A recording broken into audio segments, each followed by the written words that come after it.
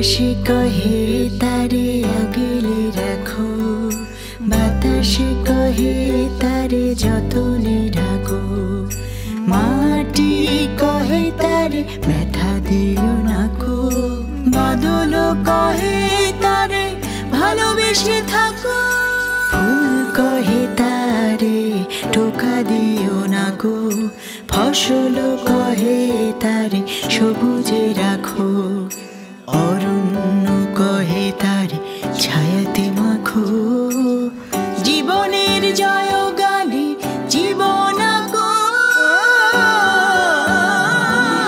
যতন করো তারে জগৎ কহে, নারী জয়া জননী সে কথা হাওয়ায় বহে, যতন করো তারে জগৎ কহে, নারী জয়া জননী সে কথা হাওয়ায় বহে। বাড়ির বউ তখন এরকম করে, আই কই ছিলি তুই সারা চল ছাড়া মারে, তোর মুখে এসব কথা মানায়? বাইরে আমার বাড়ি থেকে। কত আশা নিয়ে ঢাকায় গেছি, সে দেখি তার ঘরে অন্য মেয়ে মানুষ। হালিম তো বলছে ওইটা মিনু ছিল, ওই যে হালিমের বন্ধু শাহজাহান, শাহজাহানের ছোট বোন। ছেলেটা আমার খায় না, ঘুমায় না, শুকায় একবার অর্ধেক হয়ে গেছে। মুখে খালি এক কথা, আমার আনিকারে আন্না দাও, আমার আনিকারে আন্না দাও। আমার আলমারিতে এক রত্তি সোনার গয়না নাই, সব নিয়ে গেছে ওই সর বেটি। কি বলতেছ তুমি? আনিকা চুরি করছে? হইতেই পারে না এটা। ব্যাংক কি জন্যে? টাকা জমাবো। কেন?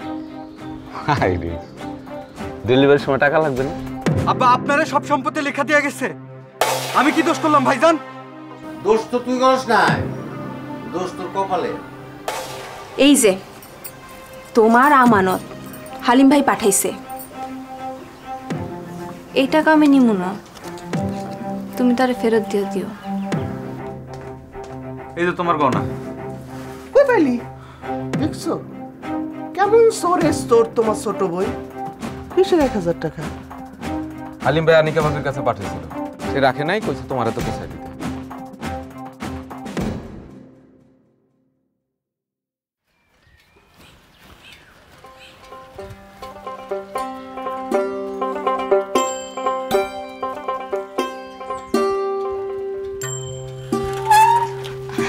আসসালামু আলাইকুম কাকা।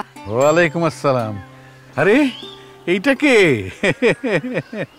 তাই তো বলি যে এত অঞ্চলে এরকম সাহসী মেয়ে কোত্থেকে আসলো? হ্যাঁ, তা মা কলেজে পড়তেছো নাকি? জি কাকা। মাশাল্লাহ মাশাল্লাহ, হাদিসে লেখা আছে যে জ্ঞান অর্জন করতে হলে সুদূর চীন দেশে যাও। আসি কাকা।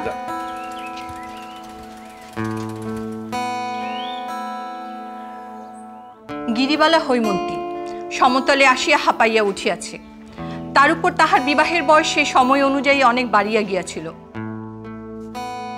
হৈমন্তীর বয়স কত ছিল? ম্যাডাম 17 বছর। ঠিক বলছো, সেই সময় 9 বছর বয়সে মেয়েদের বিয়ে দেওয়া হতো। রবীন্দ্রনাথ ঠাকুর বাল্যবিবাহের বিরুদ্ধে সোচ্চার ছিলেন।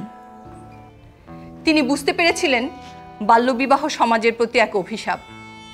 তার সাহিত্যকর্মে এর প্রতিফলন আমরা দেখতে পাই। এখনকার সময়ে বাল্যবিবাহ মানে 18 বছরের নিচে বিবাহ।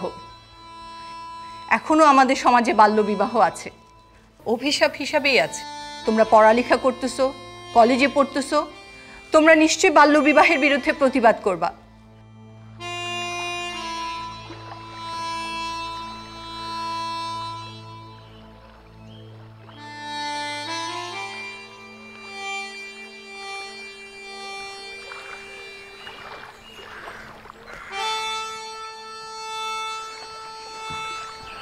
আচ্ছা, কেমন আছেন দুলা ভাই?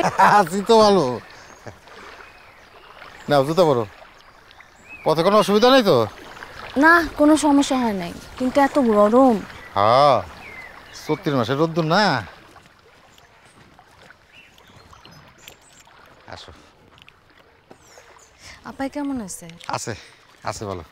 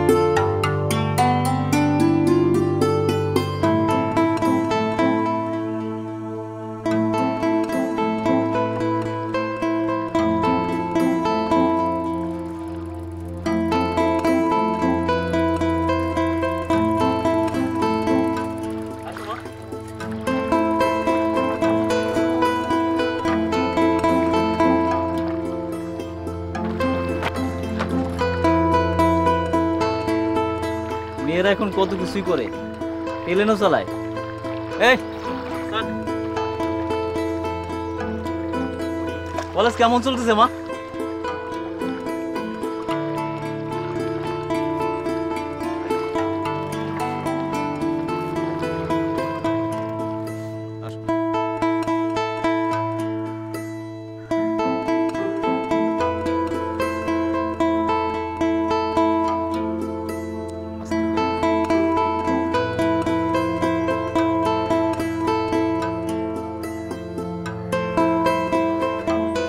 তোমার শাশুড়ি কো?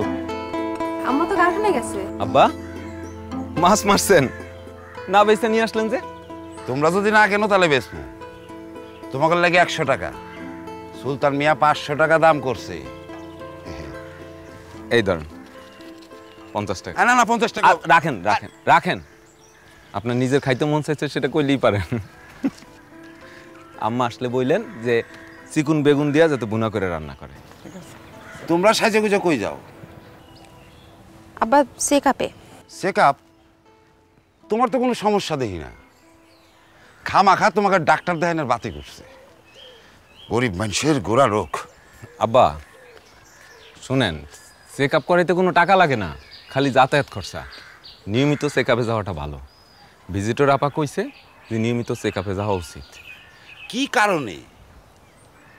একটা মানুষের পেটে আরেকটা মানুষ, বাচ্চা এবং মা দুজনের সুস্থ থাকাটা জরুরি। আমি কোনো রকম রিস্কের মধ্যে যাইতে চাই না। চলো, দেরি হয়ে যাইতেছে, চলো। আব্বা আপনি একটু কষ্ট করে মাছটা কুইটা রেখেন। কোটপানে দাও।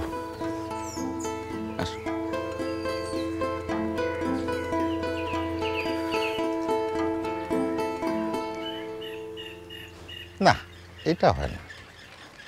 সৈয়দ বাড়ির বউ, মিয়া বাড়ির কন্যা, সে কাজ করবে সুলতানের কারখানায়, এই জুলার মায়কে কাঁধে কাঁধ রেখে? না, এটা হয় না।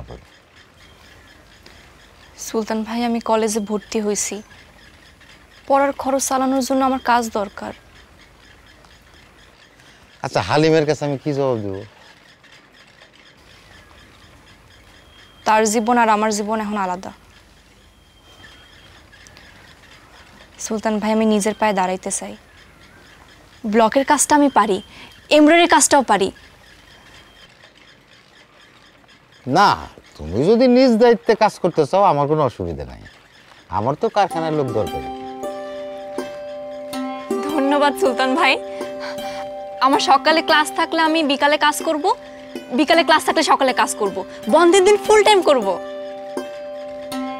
আচ্ছা ঠিক আছে, শুধু তো করো, তারপর দেখা যাক। হ্যাঁ,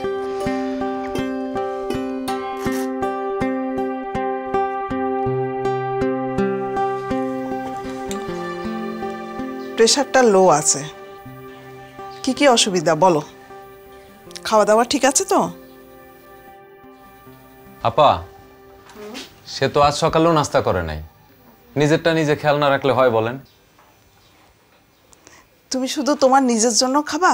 পেটে আরেকজন আছে, তার জন্য তো খেতে হবে। বিশ্রাম করার সময় পাও? মাঝে মাঝে পাই, মাঝে মাঝে পাই না। দিনে অন্তত 2 ঘন্টা বিশ্রাম করবা, ঠিক আছে?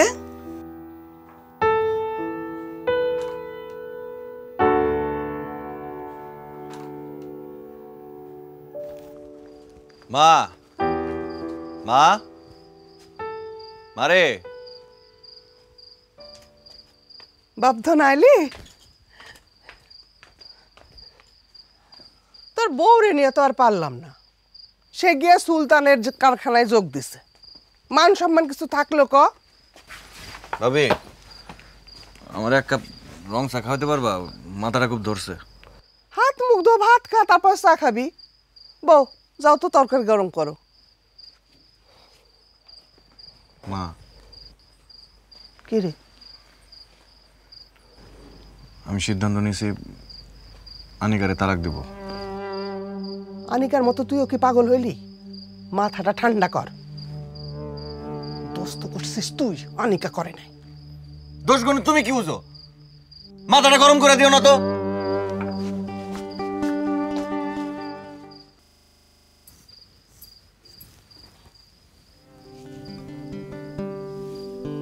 তোর সাহস তো কম না, তুই একলা একলা চলে আসলি। বড় হইছি না পা? খুব বড় হইছ। মামি কেমন আছে রে? ভালোই, খালি ক্যাটক্যাট করে আমার সাথে।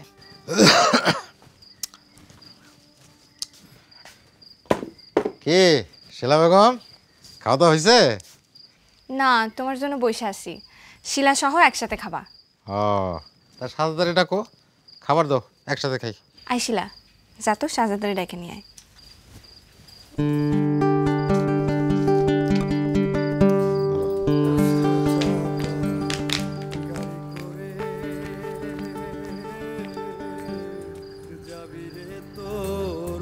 আপন ঘরে রে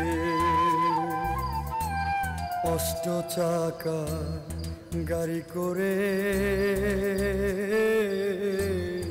যাবি রে তোর আপন ঘরে রে। কিবা মিছে কিবা সত্য। বেয়াই, ছ্যাঁকা খাওয়া গান শুনতেছেন? ছ্যাঁকা খাইছেন নাকি? না না, ওই রকম কিছু না। আচ্ছা ঠিক আছে, চলেন খাইতে যাবেন। আপনি জানবেন, আমি একটু পরে আসতেছি। না না, এখনই যাবেন, চলেন। আপনি জানবেন, আমি একটু পরে আসতেছি। আপনি না উঠলে আমিও খাইতে যাব না।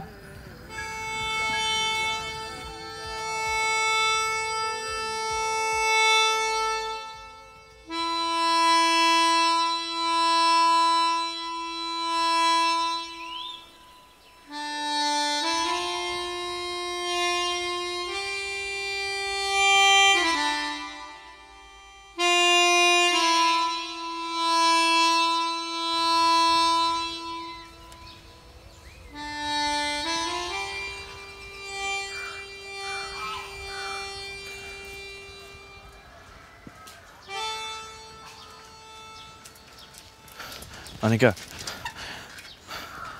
আনিকা, কেমন আছো আনিকা? তুমি কলেজে ভর্তি হয়েছো, আমি খুব খুশি হয়েছি, কিন্তু সুলতানের কারখানায় কেন কাজ করতে হবে আনিকা? আমি কি মরে গেছি? আমার কাছে মরে গেছে। আনিকা, আমি ভুল করছি আনিকা, সেটা শাস্তিও পাইতেছি। আমি জীবনে আর কোনোদিন এই ভুল করব না। তুমি সুলতানা কারখানায় কাজ করা বন্ধ করে দাও। আমার ক্লাসে দেরি হয়ে যাইতেছে। আনিকা,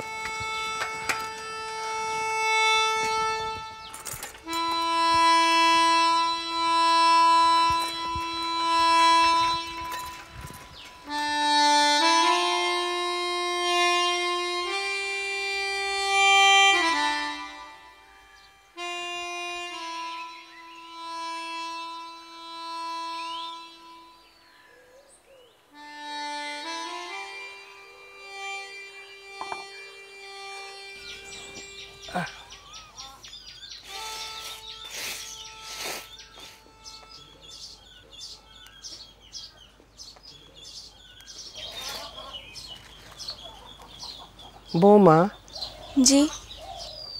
তোমার ফুপু খালাদের মধ্যে কেউ বাজা ছিল নাকি?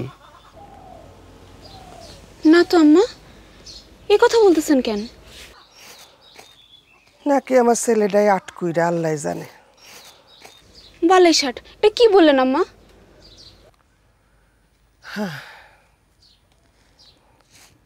নাতি নাতকুরের মুখ মরার আগে দেখতে পারবো না মনে হয়।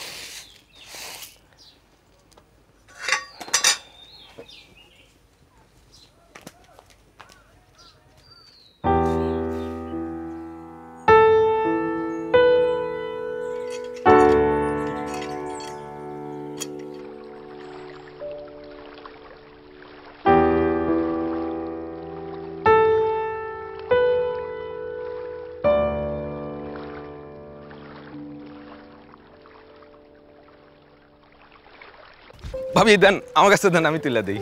কেন আমার গায়ে বল নাই? লতা বুবুর কি অবস্থা? আছে, সে ভালো আছে। আমার যদি মায়া হয় তাহলে তারও আমি একটা সাইকেল কিনে দেব। শুনে খুশি হইলাম। যাই রশিদ ভাই। আচ্ছা যান, সাবধানে যান।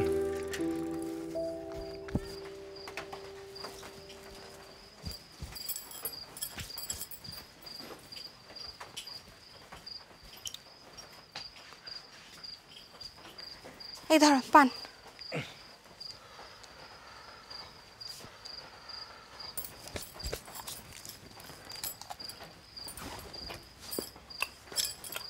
একটা আইডিয়া মাথার মধ্যে ঘুরতেছে। কার মাথায় আবার বাড়ি দিবা? বাড়ি দেব না, জোড়া দেব। কিরকম?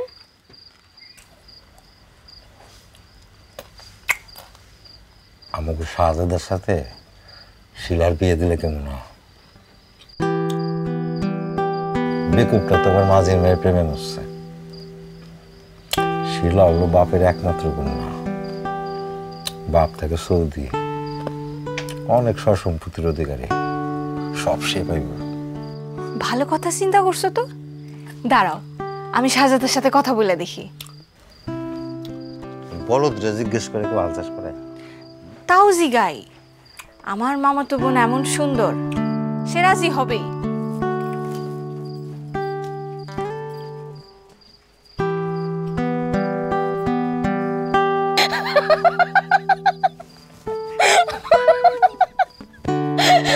আপনি যা যেতে পারেন, আরেকটা জোকস বলেন না। আরেকটা শুনবেন? আচ্ছা শুনেন। বাঘ আর বাঘিনী দুপুরে খাওয়ার পরে বসে রেস্ট নিচ্ছে।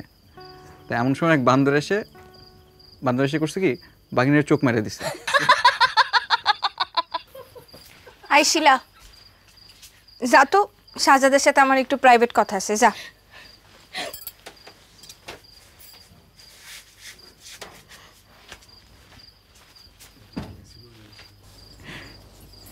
কি হয়েছে ভাবি? শুনো, শিলারে তোমার কেমন লাগে? ভালো। আলহামদুলিল্লাহ। মানে কি? শিলার সাথে তোমার বিয়া দিলে কেমন হয়?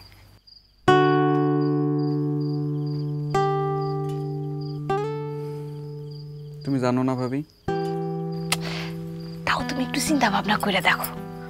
এই যে তোমাদের ভাবি দেবরের কথা বলা শেষ হইছে? হইছে হইছে, আয় বস। তারপর বেয়াই বলেন না, তারপর কি হইছে? বেন এখন আর বলতে ইচ্ছা করতেছে না। আরে এটা শেষ করেন না বেয়াই, বলেন না।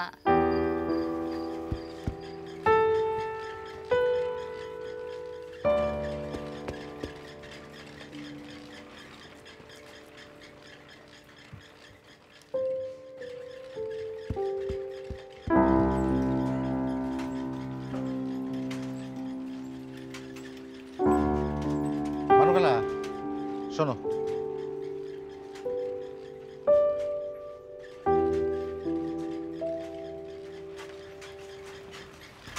বলেন মাহাজন। শোনো, মোয়ের তো বিয়ার বয়স হয়েছে, চিন্তা ভাবনা করছো কিছু?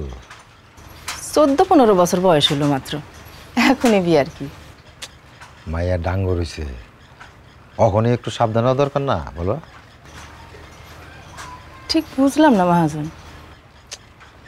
শোনো, যে দিনকাল পড়ছে কোন সময় কোন দুর্ঘটনা ঘটে যায় বলা তো যায় না। সাবধানের কিন্তু মাইন নাই। আমার হাতে ভালো একটা ছেলে আছে, রাজপুত্রের মতো ছেলে। সারা বছর ঘরের দানে ভাত খায়, গল ভরা গরু, পুকুর ভরা মাছ।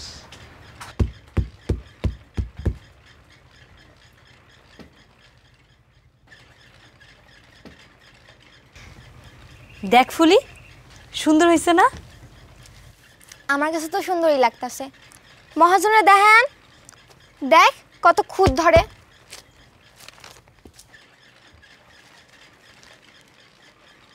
তোমার মেয়ে সুখেই থাকো। বিয়ার ক্ষয় খরচা আছে না? আচ্ছা মুখ কেমন পো, হ্যাঁ? বিয়ের ক্ষয় খরচা যা আছে সব আমার। যাও, আর শোনো, তুমি বিষয়টা নিয়ে একটু সুবানের সাথে আলাপ করো। দরকার হলে তোমার শাশুড়ির সাথে আলাপ করো। হ্যাঁ, এই ছেলে হাত ছাড়া করা ঠিক না।